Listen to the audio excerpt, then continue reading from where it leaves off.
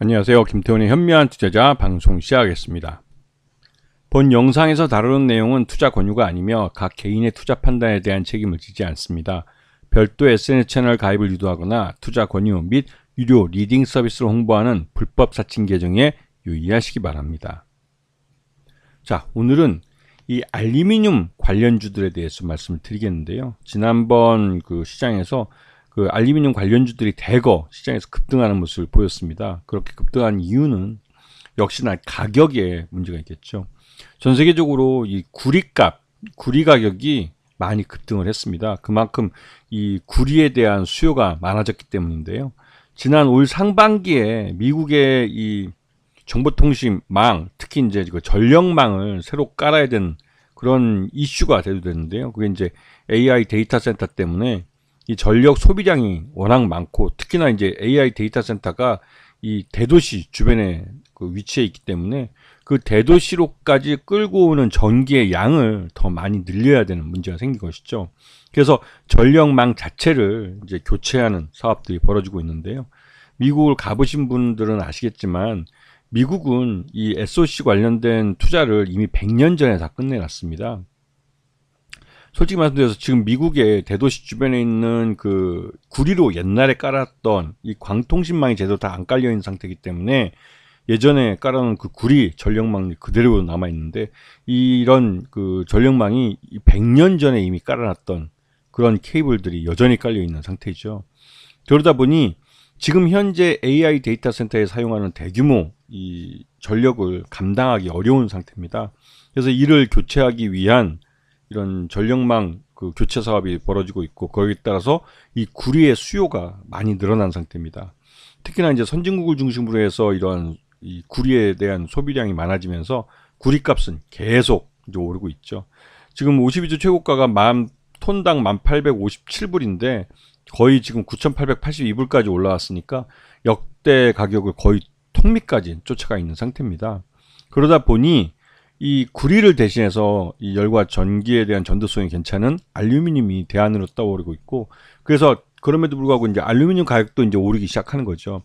알루미늄 가격이 52주 최고가가 톤당 2,695달러였는데 지금 현재 2,635달러까지 지금 거의 뭐 턱밑까지 올라가 있는 상태입니다. 그래도 구리값에 비해서는 거의 한 4분의 1 가격이기 때문에 이 알루미늄을 구리를 대체하는 데 사용하는 그런 그 산업 변화가 지금 감지되고 있습니다. 그러니까 이제 알루미늄에 대한 수요도 많이 늘어나게 되고, 그에 따라서 알루미늄 값도 오르고 있는 것이죠. 여기다가 미중 간 무역 전쟁으로 미국이 중국에서 이제 특히 중국이 알루미늄을 세계에서 가장 많이 생산한다고 해도 과언이 아닌데요. 그러다 보니 중국은 이 원자재 시장에서 가장 그 많은 공급량을 갖고 있는 나라이면서도 또 한편으로 이 중국도 이러한 구리나 이 알루미늄에 대한 소비가 많은 나라 중에 한 곳입니다. 그러다 보니 이 중국이 과잉 생산해내는 이 알루미늄이 미국으로 저가에 이 수출이 되고 있고, 그에 따라서 이 미국 내 알루미늄 생산 업체들은 대부분 도산하거나 그랬죠. 그러다 보니 미국 정부도 이 중국산 알루미늄에 대해서 이제 관세를, 그 고유료 관세를 붙이는데 거의 한 370%, 이 정도면 지금 현재 가격이 한 3, 4배 정도 되는 그 가격에 수입을 할 수밖에 없기 때문에, 이제 미국으로 수출할 수밖에 없기 때문에 이 중국 업체는 대미 수출을 포기하든지 아니면 이 관세율이 낮은 나라로 공장을 이전해서 그 나라에서 이제 수출할 수밖에 없는 것이죠. 대표적으로 한국은 지금 0%에서 3%의 반덤핑 그 관세를 부과받기 때문에 거의 뭐 가격 변동이 없다고 해도 과언이 아니고요. 그리고 그 대신 이제 다른 경쟁 국가들은 베트남을 포함해서도 좀 많이 오르게 됐죠. 이렇게 되면 우리나라산 알루미늄이 그 미국으로 많이 수출될 수 있는 그런 기회가 열리게 되는 겁니다. 이게 이제 중국은 이 가격이 높아지기 때문에 미국 시장에 수입을 해와도 안 팔릴 가능성이 크죠. 왜냐하면 이 알루미늄 재련 기술에 있어서는 중국보다 우리나라 한국산 제품이 훨씬 더 품질이나 이런 면에서 앞서 있으면서 가격이 워낙 비쌌기 때문에 그동안 수요가 안 됐었는데, 이제는 값싼 저질이지만 가격이 싼 중국산 제품이 시장에 사라지기 때문에, 왜냐면 이 저질인 알루미늄, 중국산 알루미늄 제품 가격이 3배, 4배 올라버리기 때문에 한국산과 가격이 거의 비슷해지게 되는 것이죠. 그렇게 되면 질이 낮기 때문에 중국산은 메리트가 없습니다. 그러면 당연히 한국산 제품을 많이 소비하게 되는 것이죠. 이제 이런 것이 이제 철강에서 고스란히 나타나는데요.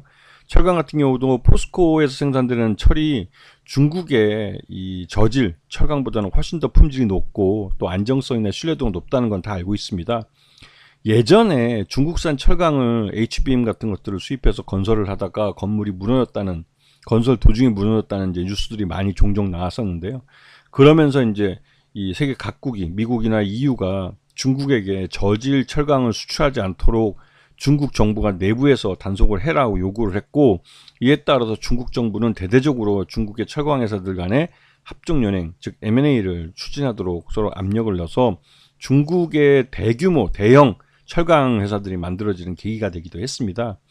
그럼에도 불구하고 중국산 철강은 여전히 그 품질이 낮은 그런 저질 철강으로 불리죠.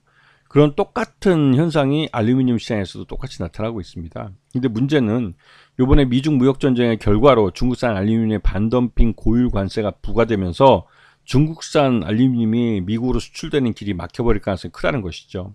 이렇게 되면 이 중국의 알루미늄 생산 공장들이 대규모로 도산을 하게 될 수밖에 없습니다. 그만큼 중국 내부에서 이미 그 알루미늄 사용이 이제 포화 상태이기 때문에 이거를 싼 값으로라도 해외에 수출을 해서 공장을 돌리기 위한 정책이었는데 이 길이 막혀버린 거죠. 그렇게 되면 이 중국 내에서 이를 또 타개하기 위해서 중국도 이 전력망을 이 구리 대신에 알루미늄을 통해서 개선을 하려고 많이 노력하고 있습니다. 이것은 먼저부터 개방이 된 동부 해안가에서 점점 내륙 쪽으로 공장들을 이전하고 싼 임금과 또 싼 물가를 찾아서 내륙으로 이제 충칭이나 이런 내부 지역으로 계속 이 공장들이 이전하고 있는데 SOC 시설도 거기에 맞춰서 그쪽으로 이제 계속 이제 이 SOC 시설이 투자가 이루어지고 있는 과정입니다. 중국은 내륙과 이 동부 해안가의 월급 차이, 임금 차이가 거의 3, 4배 난다고 알려져 있죠.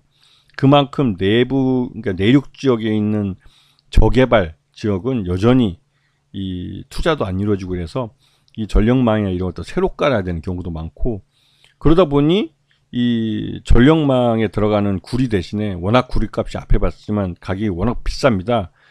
비싼 이 구리 대신에 알루미늄을 대안으로 사용하자 해서 중국에서도 미국에 수출하지 못하는 알루미늄을 이용해서 이제 구리를 대신하는 전력 그 선에 이제 알루미늄을 사용하는 걸로 얘기가 되고 있는 것이죠. 알루미늄도 구리만큼의 이 전력 그러니까 전기 투과율도 좋고 가격이 훨씬 더 싸기 때문에 이 알루미늄을 대안으로 사용하는 것이죠.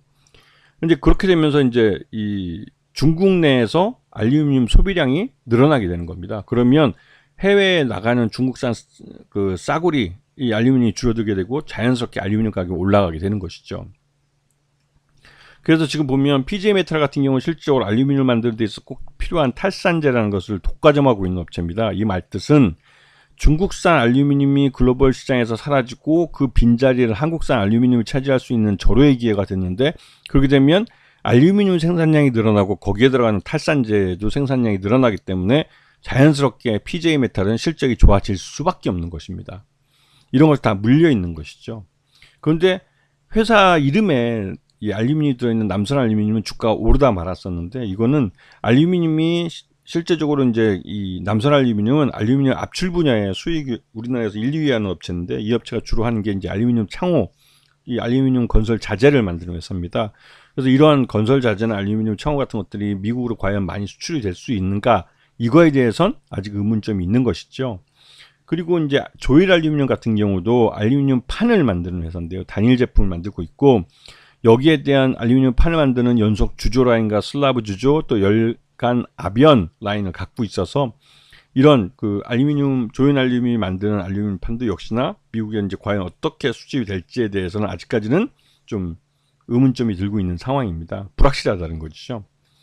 그리고 알맥 같은 경우는 압출 전문 회사인데, 이 알루미늄 압출 전문 회사다 보니까 전기차용 알루미늄 압출 부품에 대해서 향후 미국 시장에서 이 수출이 많이 될 거라고 이제 기대가 되는 것이죠. 특히나 이 전기차가 도입되면서 전기차의 그 두꺼운 그 2차전지 배터리 때문에 무게가 굉장히 올라가기 때문에 이 전기차도 이 차량 경량화가 전기차에 한번 이 충전 이후 갈 수 있는 거리를 늘리기 위해서 차량 경량화가 굉장히 중요한 이슈가 되고 있습니다. 그렇기 때문에 이 자동차용 부품에 알루미늄을 사용하는 경우가 많아지고 있고, 왜냐면 워낙 가벼우면서 이 견고하기 때문에.